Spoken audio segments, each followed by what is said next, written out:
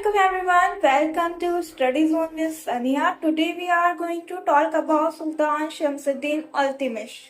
Imagine a boy so intelligent and handsome that even his family invite him, betrayed, sold into slavery, carried across cities.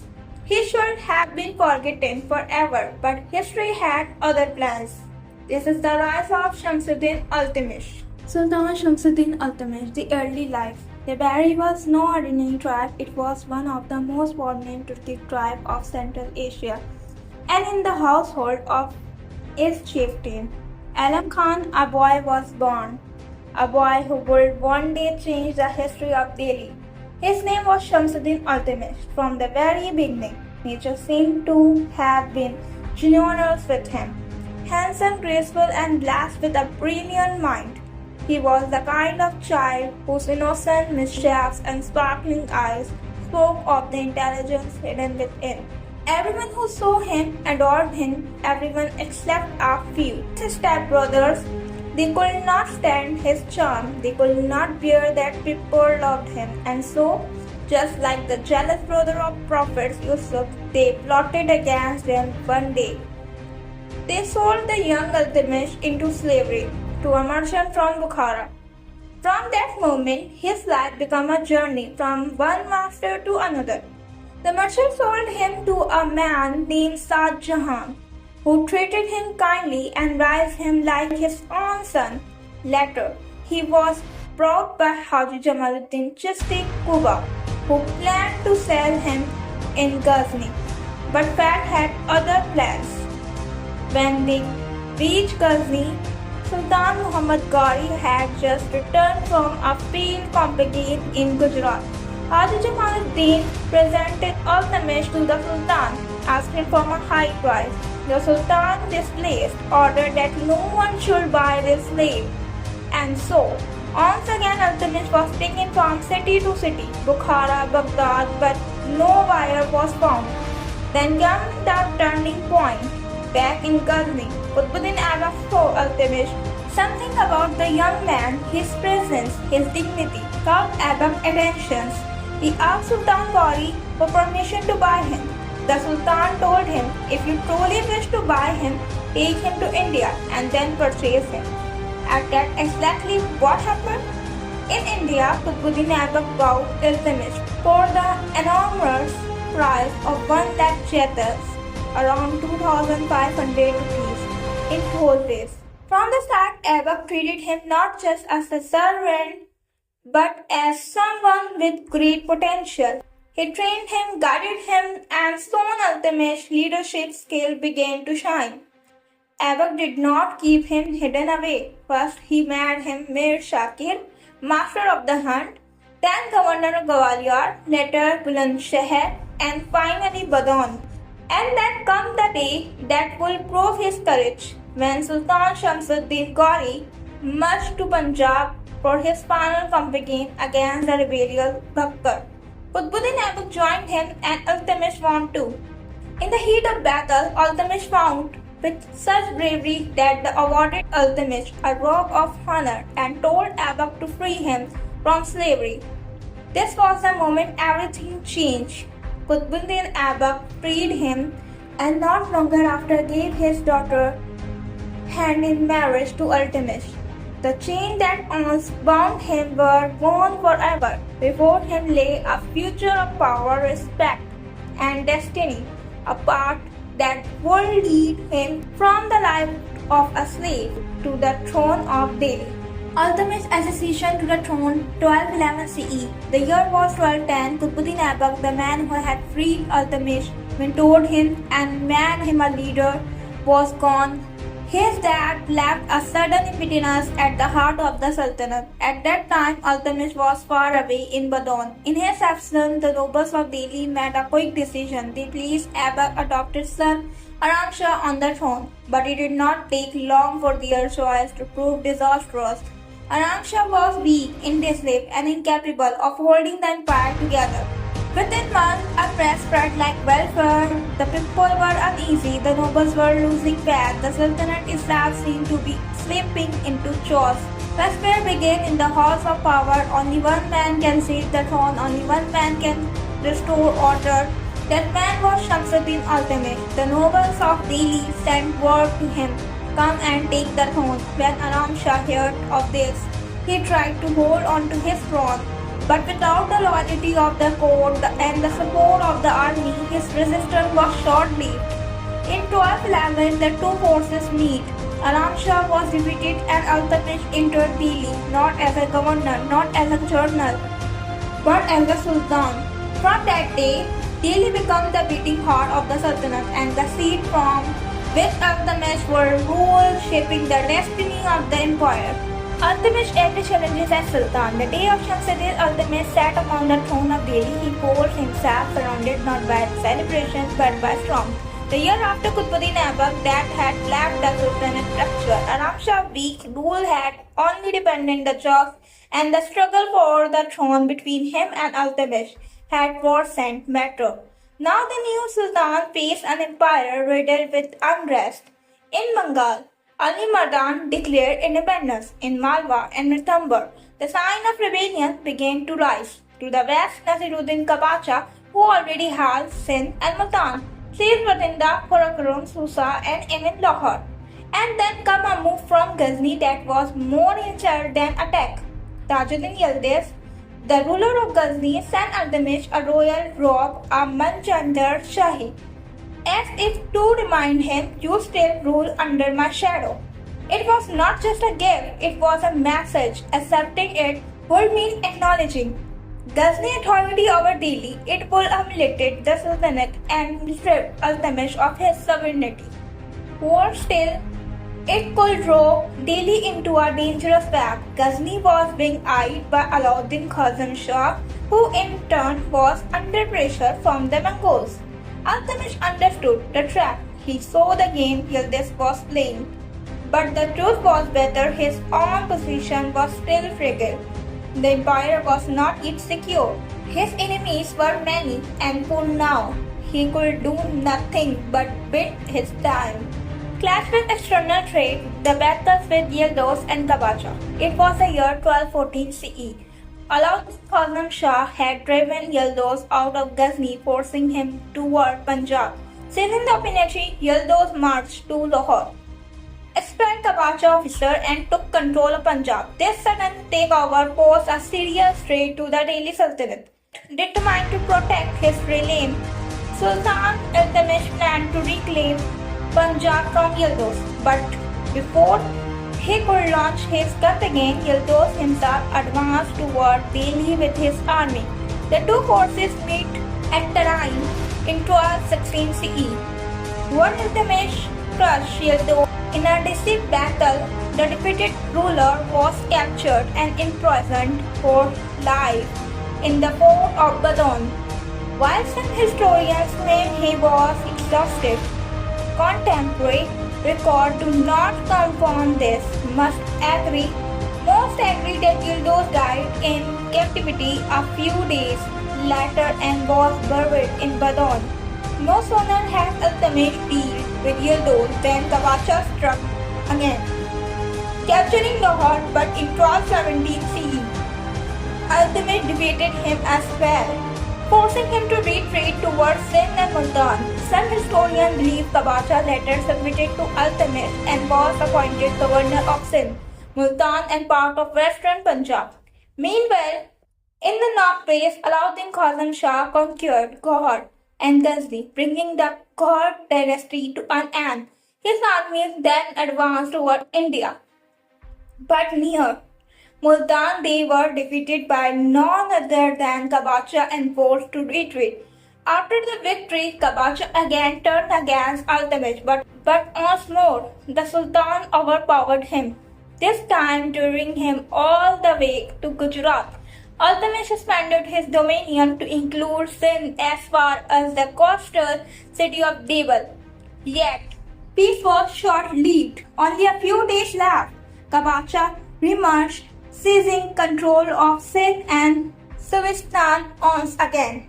The Mongol invaders. The Mongol Empire and the Delhi Sultanate were born almost at the same time. Around the time Qutb Minar became ruler in India, Far away in Central Asia, a powerful leader named Genghis Khan united the Mongol tribes.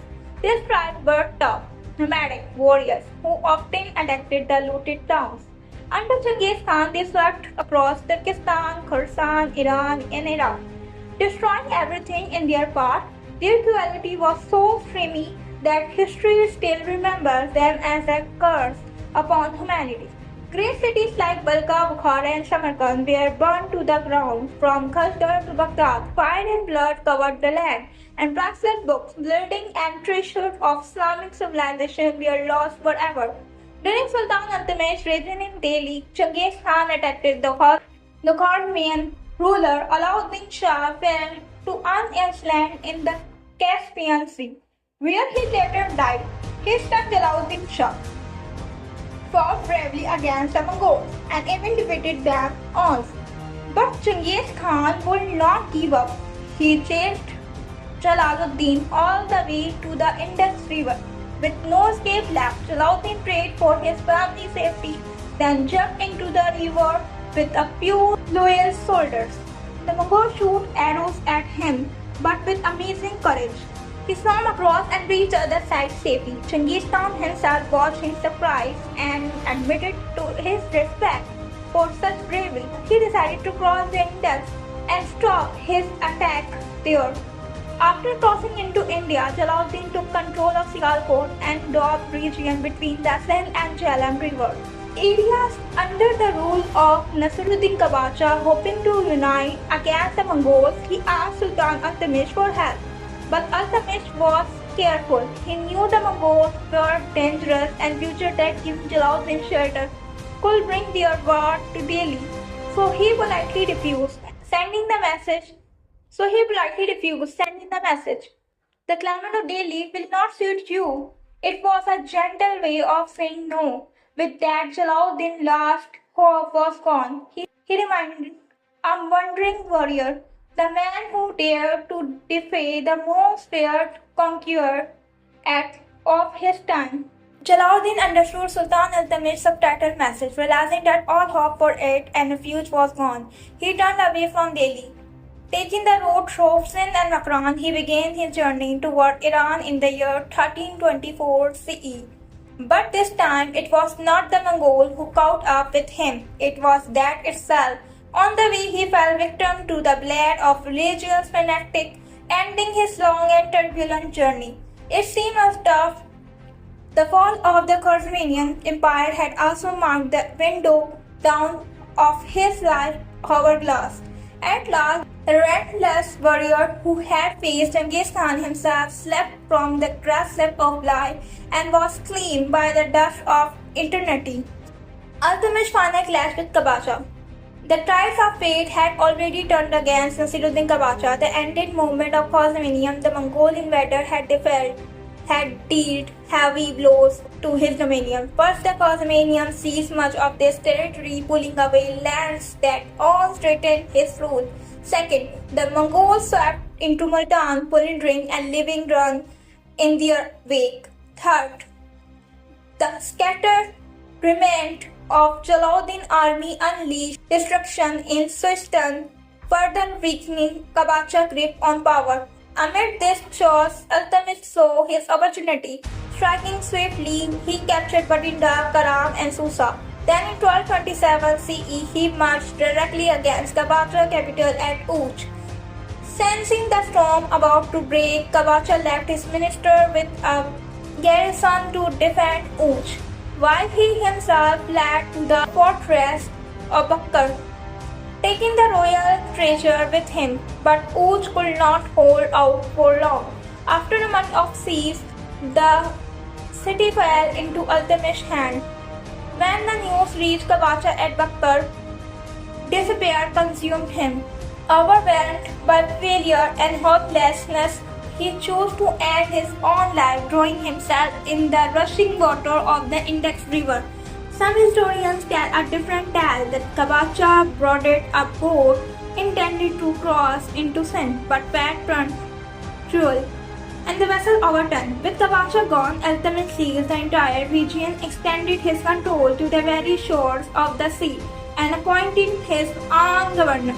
Then turning back toward Delhi, he carried with him a new companion, Minhaju Saraj, and the future author of Tabaqat Nasri, who had recently arrived in India and had been presenting victories of Iltutmish in Bihar and Bengal. Once Sultan Iltutmish had freed himself from external threat, he finally turned his attention to new again. The Mongol had retreated, Kabacha had been eliminated, and the road was cleared. In 1224 CE, Iltutmish marched toward Bengal. At the time, Bengal was under the tyrannical rule of Ali Mardan, whose cruelty had crossed all limits. His oppression was so severe that they eventually paid for it with his own blood. His own officer killed him. In his place, they appointed Nasiruddin Awaz, also known as Hasmuddin Awaz. The moment Awaz took control, he began to act independently, even extending his authority over Bihar. This was unacceptable to Iltutmish in 1225 CE. The Sultan launched a campaign, first capturing Bihar and then Bengal. He forced Awaz to submit, accepted 10 elephants as tribute, and placed his own son Nasiruddin as governor of Bihar and Bengal before returning to Delhi. But peace did not last long. After Iltutmish's departure, Awaz rebelled again. At the time, he was also serving as the governor of Oudh. The Sultan ordered his forces to crush the revolt. A furious assault followed, and in battle, Awaz was killed. With his death, Lakhnauti, modern-day Godha, fell into Sultan's hands. But 1226 CE, Bengal came directly under the Delhi Sultanate. 2 years later, in 1228 CE, Prince Nasiruddin Mahmud, the governor, passed away, taking advantage of their loss. The local Khaliji faction rebelled under their leader, Malik Ikhtiaruddin Khilji, in 1230 CE. Iltutmish personally led an expedition, once again conquering Bihar and Bengal. This time, he reorganized them into two separate provinces, ensuring tighter control over the distant lands. After several scattered victories, the powerful fortress of Ranthambore, once captured from the ruler Prithviraj, had fallen back into Rajput hands after the death of Qutb Sultan Shamsuddin Iltutmish knew the strategic importance of this fort. So once he was free from the affair of Bengal and Bihar, he marched toward Ranthambore in 1226 CE. A long and exhausted siege followed, and eventually the Islamic banner once again fluttered proudly over the fortress wall. The very next year, in 1227 CE, in advance toward Mandor and seized it as well. Then in 1231-32 CE, he turned his attention to Gwalior. The local ruler, Raja Mangal Dio, resisted fiercely for a full year, but after a relentless siege, he was forced to surrender. 2 years after the conquest of Malwa, Iltutmish launched a campaign there. Securing victory over Ujjain, the city was home to the famous Makkal temple, a grand sanctuary housing a colossal stone idol of Raja Bikramjit surrounded by numerous brass statues. But this was not just a religious site, it had become the nerve center of Hindu conspiracy and rebellion. Determined to end his political influence, Iltutmish ordered the temple to be demolished.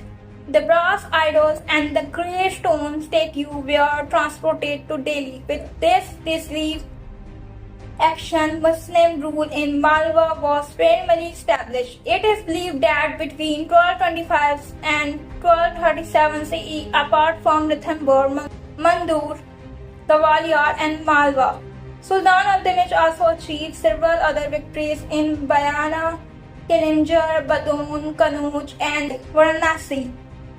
After striking at the heart of Hindu resistance, however, in many of these conquests, he did not establish permanent control, choosing instead to weaken the position and solidify his grip over already held territory. The recognition from the Caliph of the Muslims. By the time Sultan Iltutmish rose to power, the political authority of the Abbasid Caliph in Baghdad had weakened. Yet in the Muslim world, the Caliph still held immense moral and spiritual prestige. According to the tradition of Caliphate, no Islamic ruler government was considered full legitimate without the Caliph's formal approval and blessing. Understand the importance of their recognition. In this year 1229 CE, Iltutmish sent a respectful request to the Abbasid Caliph. In response, the Caliph dispatched valuable gift and unofficial decree of investiture, granting Iltutmish rightful authority to rule over the Indian subcontinent in the name of Islam. With this document in hand, Iltutmish's rule was no longer just a matter of power, it was now religiously and politically endorsed. The Delhi Sultanate stood as an independent empire completely free from the shadow of the Zi and God, making the end of their dominance over this region. The final day of Sultan Iltutmish, according to Tarikh-e-Farishta, Tabqat-e-Akbari and Muntakab al-Tawariki. In the year 1236 CE, Sultan Iltutmish set out on a campaign toward Multan, or as Tabqat-e-Nasri record, toward Bayana, but along the way he fell gravely ill. Unable to continue, the Sultan turned back to Delhi. After ruling for 26 years, Sultan Iltutmish waited his last on April 29, 1236. His tomb still stands in Old Delhi, beside the Qutb Mosque, Qutb Islam, unroofed state, a silent witness to the passage of centuries. The architecture legacy of Iltutmish. When Qutbuddin Aiba conquered Delhi, he began constructing the Qutb Islam Mosque and the Qutb Minar. Only the first two lower stories of the Qutb Minar were completed in Aibak time. It was Sultan Iltutmish who took the vision forward, adding the remaining upper stories and bringing the tower to its majestic complexion. He also expanded the Qutb Islam Mosque by adding 3 new gates. Another of his notable contribution was the Hawz-e Shamsi, a vast reservoir still remembered as a mark of his era.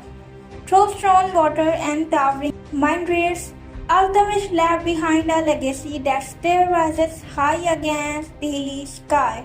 The Council of 40. As Sultan Iltutmish grew older, one worry troubled his mind more than any other: the future of his dynasty, his son lacking the ability and vision to rule, left him deeply concerned about the fate of both his family and the Delhi Sultanate. Determined to safeguard his legacy, Iltutmish devised a plan. He handpicked 40 of his most trusted and capable slaves, men trained in loyalty, governance, and statecraft. This elite body came to be known as the Majlis-e-Intizamiya, or more famously the Chail Guard. The 40. Their role was to advise the ruler on matters of state and assist in the running of the empire. Tuck in time, their monopoly over power weakened the central authority of the Sultanate. This council nonetheless played a critical role in ensuring that Iltutmish's family retained its hold on the throne for years to come. Hey there, if you are new to this channel, hit that like button, share this video with your friends, and smash the subscribe button for studies on with Sania. And don't forget to drop your thoughts in the comments. I am always excited to read them.